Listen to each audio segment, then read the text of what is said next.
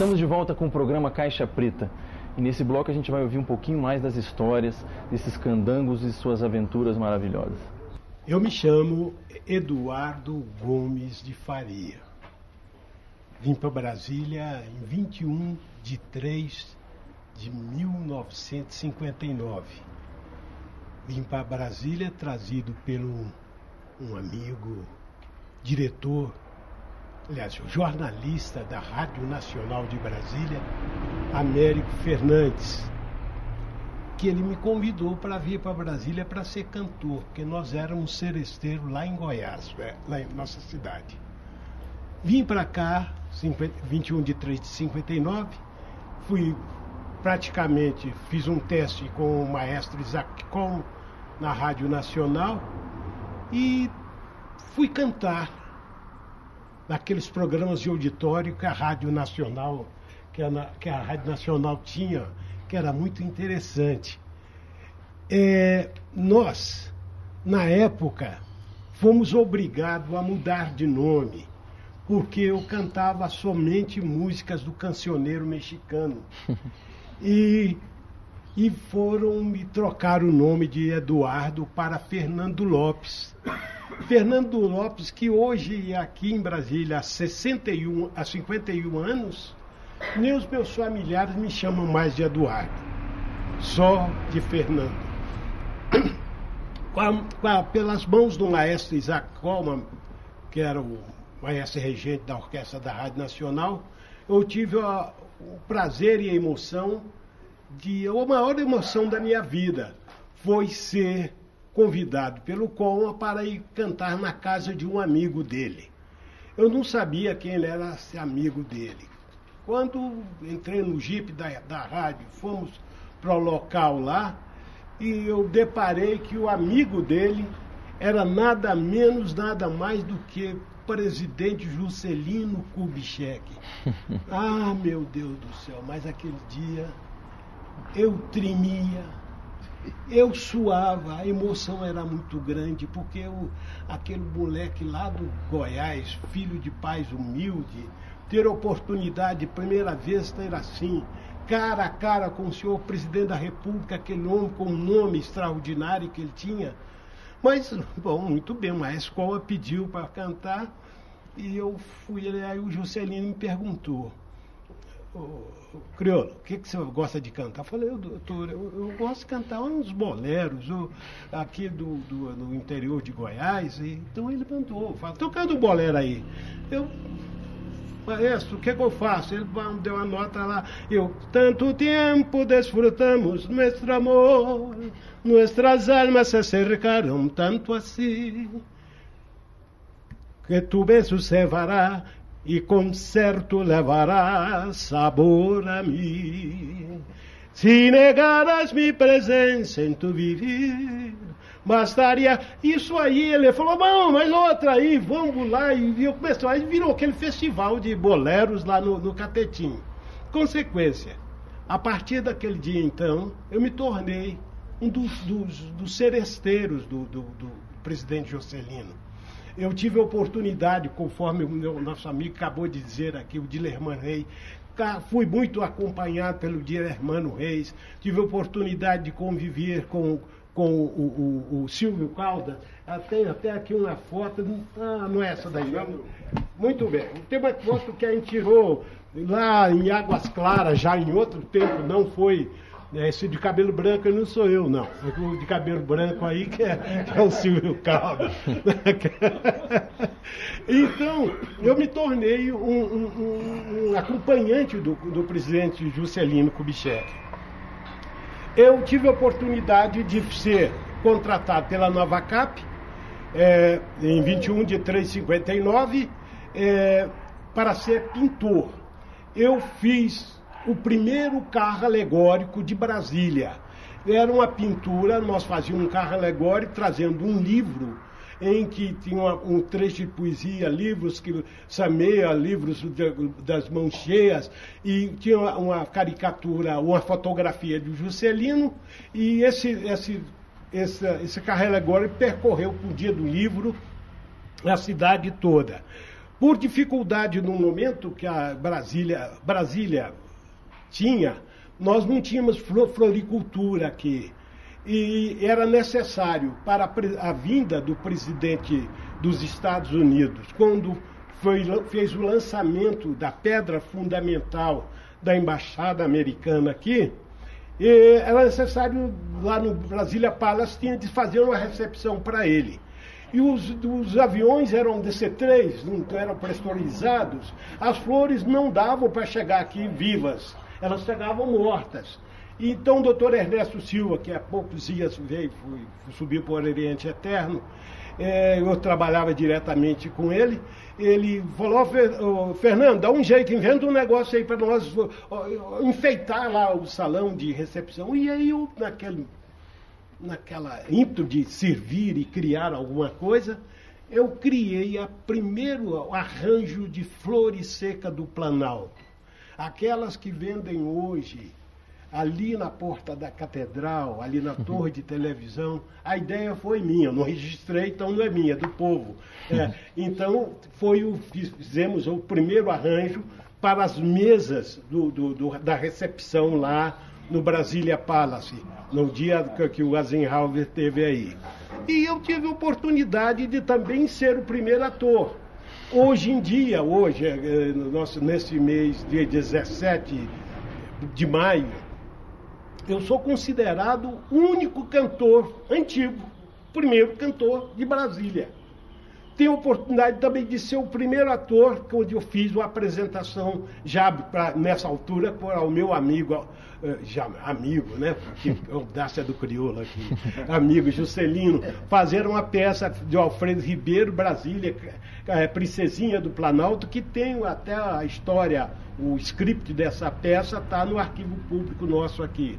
Então eu fiz o Zé Carioca, veja bem, um goianão aqui do Ferraparo, né?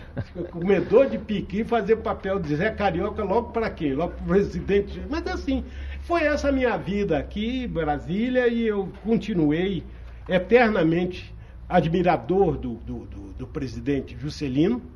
Foi uma pena fazer a injustiça que fizeram a ele, porque aquele homem precisava, quando ele administrou o Brasil, ele prometeu 50 anos em 5, e ele cumpriu religiosamente. E a segunda meta dele seria mais 50 anos em 5, mas eles não permitiram, acabaram com a vida dele, e nós hoje aqui só temos paixão e recordação, e muita grata recordação, porque ele nunca foi um presidente da República para nós. Ele foi um eterno amigo de bater nas costas, de chamar pelo nome. Ele chamava o Candango, meu companheiro, me ajuda a fazer isso, eu não cumpro essa promessa. Brasília é a capital dos brasileiros de fato de direito. Agora, eu peço às autoridades constituídas de Brasília, do Brasil, respeite o projeto arquitetônico de Brasília. Não deturpe o que foi tão bem planejado. Respeita os traços dados por Oscar Niemeyer, Lúcio Costa. Respeita isso. Brasília não pode ter esse enchimento que tem. Respeita isso, que nós seremos muito felizes. Eu acho que é só. Legal. Vamos lá. Bom, eu vou diminuir mais o meu tempo, porque se eu for falar o tempo todo, vai dar a tarde toda. Mas meu nome é Joétio Lopes Bonfim, sou de Independência, Ceará, de perto da cidade do nosso saudoso poeta, nosso poeta aí, sabe? A 250 quilômetros. Bom, eu saí de lá, de Independência, no dia 18 de abril, por incrível que pareça. Se eu for dar o itinerário que o nosso irmão Valdeci deu todo, eu não sei, a geografia está meio pouca. Mas eu só sei que eu gastei 20 dias de Independência aqui. Daí, eu saí de lá dia 18 de abril, cheguei aqui dia 8 de maio de 1960. Aqui nós chegamos para Metropolitana, era um acampamento da Nova Cap. E daí fomos para uma casa desconhecida lá, mas lá não tinha lugar para mim. Eu dormi na bulé de um caminhão velho que nós chegamos aqui nele. Passei a noite na bulé desse caminhão, na invasão do IAPI. O troço lá era meio feio, sabe? Que hoje é o hospital que tem, um hospital Juscelino Kubitschek. É mesmo ali naquela situação, ali era a invasão do IAPI. Bom, aí quando dia 8 parece que foi um dia de sábado, sexto, dia não sei. Dia 10 eu comecei a trabalhar no Departamento Nacional de Meios Rurais, que era o DENERU, que hoje, que era Departamento Nacional de Meios Rurais, matador de mosquito. E esse tempo todo trabalhei sempre, aí mudou de Departamento Nacional de Meios Rurais para a SUCAM, que era Companhia de Erradicação de Malária, e aí foi esculhambando, como hoje você vê o nosso poeta aqui com dengue. O quê? Quando eu saí do DENERU,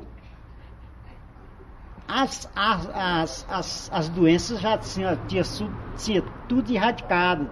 Malária, dengue, febre amarela, cistosomose,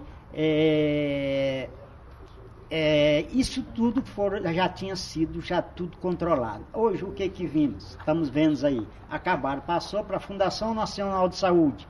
Continuaram. Aí o que fizeram?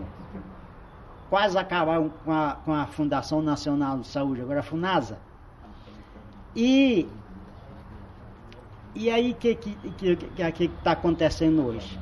Passaram a Fundação Nacional de Saúde para ser administrada a Secretaria de Saúde dos Estados e municípios, municipalizaram a fundação. Está aí. O que nós estamos vendo? As doenças tomando conta do nosso país, tudo. E é uma coisa que eu não sei nem dizer, porque eu digo que sou matador de mosquito, mas eu nunca fui matar mosquito, porque sempre eu trabalhei lá no Ministério. O nosso Ministério da Saúde foi um dos primeiros ministério a ser transferido para cá, que foi na época o ministro Mário Pinotti. Nós subíamos ali não existia nem elevador. O Ministério da Saúde, a gente subia na planta, tinha só o elevador do ministro, que funcionava no 8º andar, que era o único andar que estava concluído. O resto tudo era só a grade. E aí daí eu continuei trabalhando. Aí, mais ou menos em 1988, eu fui requisitado para a Secretaria de Planejamento, da qual eu trabalhei até a época do Collor, em 99. Nessa época aí o Collor acabou com a Secretaria de Planejamento, fez aquela confusão danada. E eu ainda da fundação. Bom, mas quem quiser ficar aí, fique, mas a Secretaria de Planejamento nós vamos acabar. Aí eu digo, não, então eu vou pedir meu retorno para a minha repartição. Eu já tinha tempo de aposentar, da qual eu tinha 33 anos de serviço, né? Com mais 6 licença-prêmio, já tinha 36 anos. Então eu aposentei com 36 anos e 8 meses. Na época do Collor, em 91, antes dele sair, eu aposentei.